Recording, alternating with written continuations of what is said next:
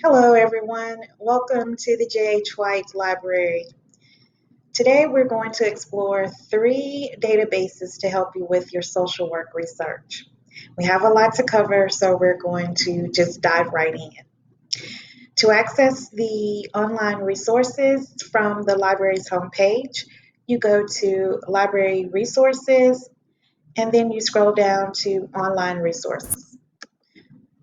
The first database that we're going to cover is EBSCOhost.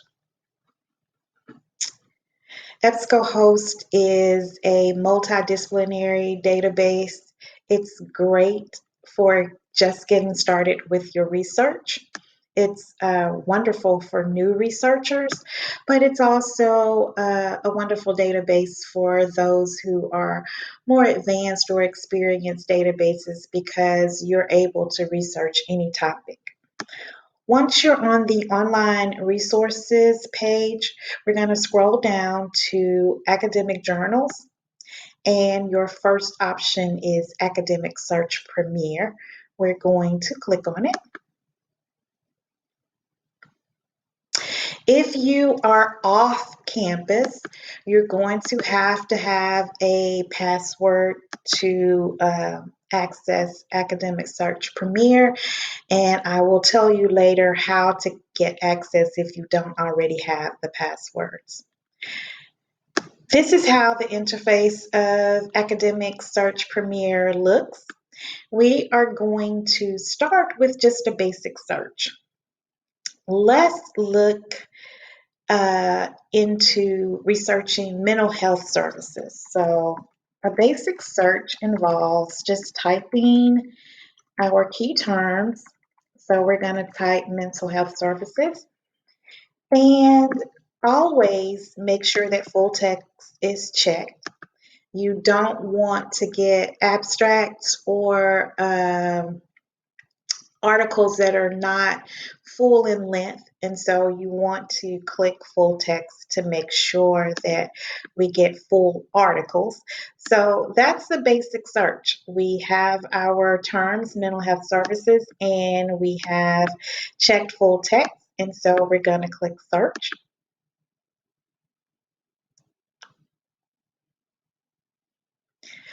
Of course, with a basic search, you will get lots of search results, but that's okay. We're just starting our research and we want to know what type of information is available. Now that we know that there is an abundance of information available, we're going to do an advanced search. And so we're going to click on advanced search here under the search bar. And now we're going to use the limiters here, and we are going to change our search terms just a little to get a more concise search. So we're going to keep mental health services. We're going to use a Boolean operator. We're going to use the Boolean operator and you capitalize and. If you want more information on how to use Boolean operators, we do have a video on our YouTube channel. We're gonna say mental health services and African Americans.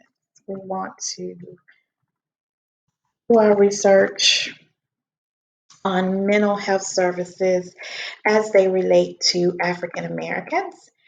We're going to make sure full text is checked always. And let's explore some of the other limiters. Using limiters in your research helps you acquire a more focused search. It will help your search be more concise and more relevant to your needs. So the next thing we're going to do is check references available. And what references available will do is help us cross-references the sources that were used by researchers in the articles that we're going to get in our search list. What happens is at the end of the article, you get a list of resources that were used by the writers or the researchers of the articles that you have selected. It's really a good tool when you're just starting your research because it gives you other sources to look at. Next, we're gonna look at scholarly. We're gonna check scholarly peer-reviewed journals. Not every source in the databases is going to be an academic or a peer-reviewed journal. You're going to get abstracts, you're going to get book chapters, you're going to get magazine articles. So what we just told the database is that we want predominantly scholarly peer-reviewed journals in our search. Sometimes your instructors will tell you they only want resources from a certain time period. They may say 10 years, 5 years. And so you have to limit your publication date, and you can do this under published date. You can do it by month and year, or you can just do it by year. We're just going to do year. So we're going to say we want articles within a 10-year span. So we're going to say 2010 to 2020.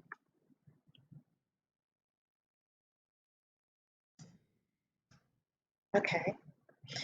We're going to talk about the other limiters, but we're not going to use any more limiters for our purposes. If there is a certain publication that you want to look at, you're able to enter that publication's name or the title of the publication here.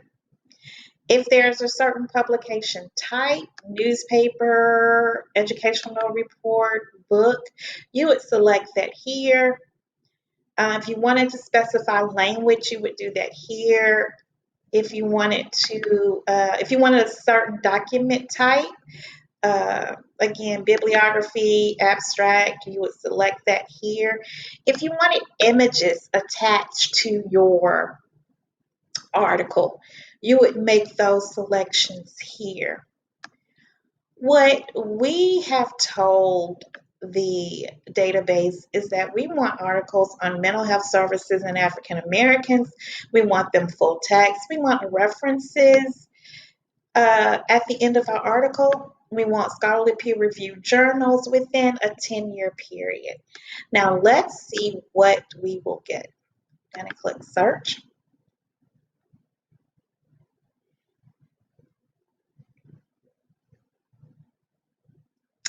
And aha. During our last search, if you noticed, we had like 27,000 search hits or search results. Now we have 41. That is what using limiters and upgrading your search terms will do. It focuses your search. You get a more focused and concise search. So no one has time to look through 27,000 articles. But the way you get to a more focused search is by using limiters, is by upgrading your keywords. Let's click on this first article here.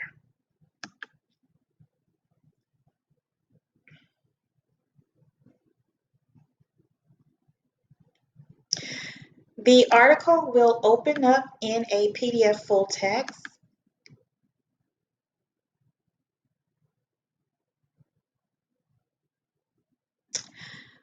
If you click on the white envelope, you're able to email the article to yourself. Just enter your email address in the email to box, and also you can go to the citation format drop down box here and click on any of the citation formats that your instructor has told you to use writing your paper. Actually, you can only check one. So if your instructor wants you to use APA, you click on APA, put your email address in the email to, click send, and it goes to your email box. These articles can be quite lengthy, and so it's a good idea to email them to yourself. Who has time to print that many pages? Also, if you click on this little yellow sheet of paper here, you get the citation format for the article. So let's say if you're using APA, here's the citation format for APA that you can use for your purposes. Another good thing to do is if you click on, let's see here.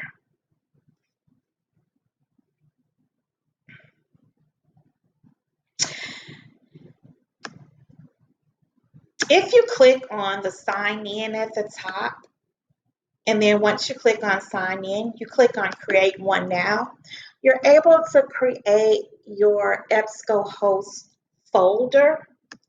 And creating a folder is a good idea because you're able to save the articles that you selected in the folder. That way, you don't necessarily have to worry about increasing the size of your email inbox because, of course, no one needs to do that.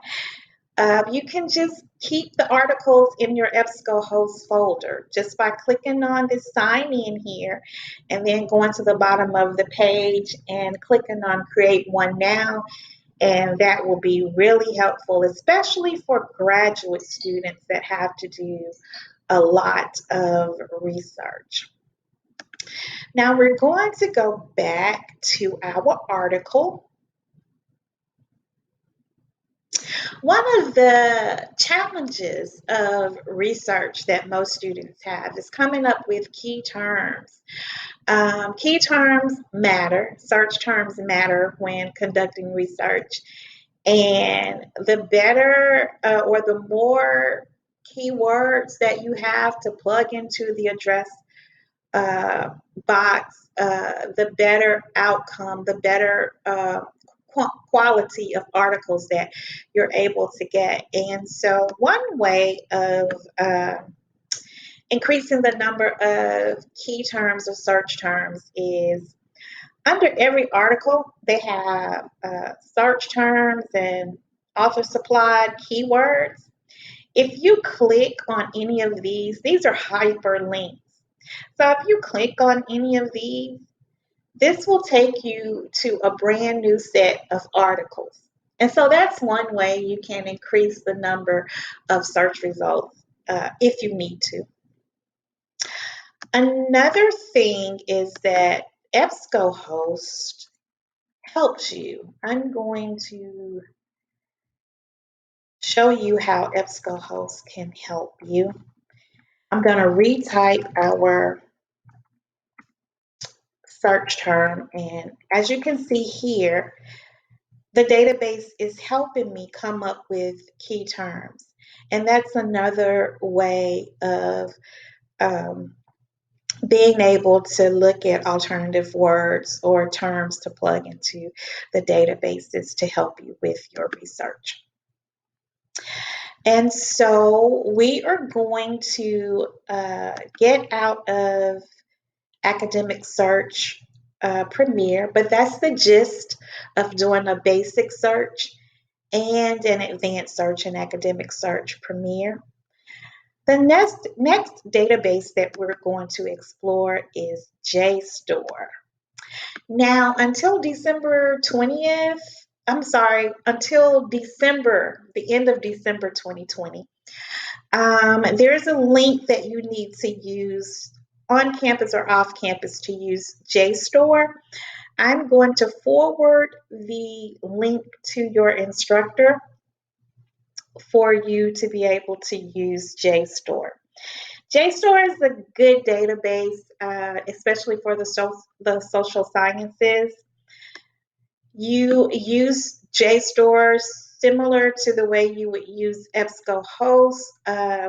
Some of the advanced options are a bit different, and we will explore them now. Let's use our the same search terms. We're going to say mental health. and African Americans. And we're going to click Search JSTOR.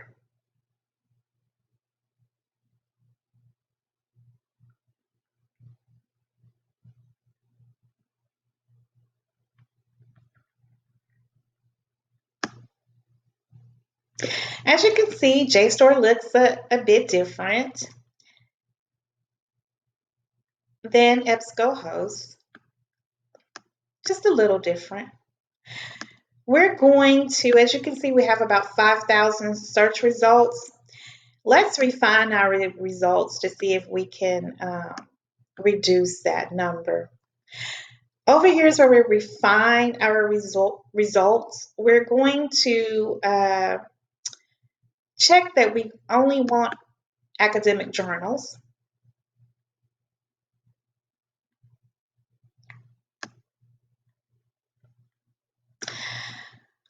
Let's look at mental health services and African Americans over a 10-year period. So we're going to do 2010 to 2020, and you have to click apply here to make that work.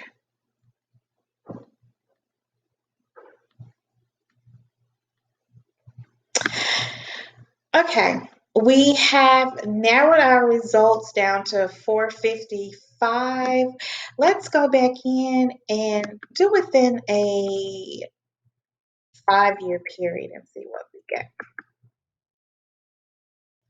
And 455, you can still explore and browse and then go back and refine your results. But for the purpose of this video, I wanted to reduce it a bit more. That's interesting. Oh, that's because 2005. So we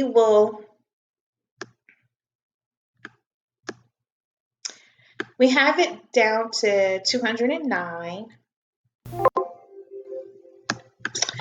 And now we are going to browse our articles here. Let's just click on this journal article.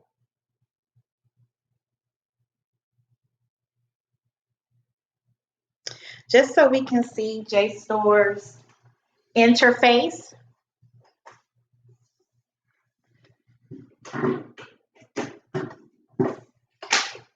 JSTOR's interface is a bit different than EBSCOhost, just a little different. If you wanted to download the PDF, you could do it here. Just by clicking here, it downloads into a PDF. If you wanted to share or send the articles to your email, you would do it here. You could also save it. And at the bottom here is where you get the citation information. So here's the Cite This article. And you could copy the information here. Just as an EBSCOhost, I encourage you to register for an account so that you're able to store your articles. And that essentially is JSTOR. The next database we're going to go to is Points of View.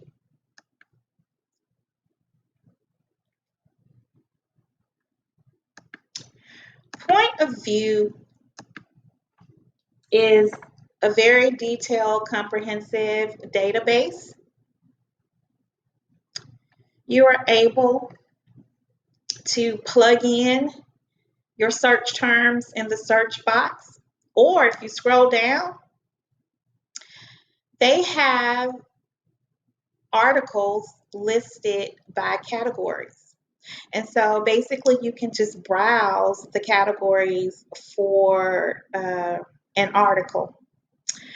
Let's say we want to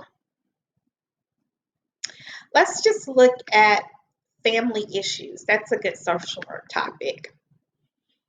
And let's say that we wanted to do research on foster care programs.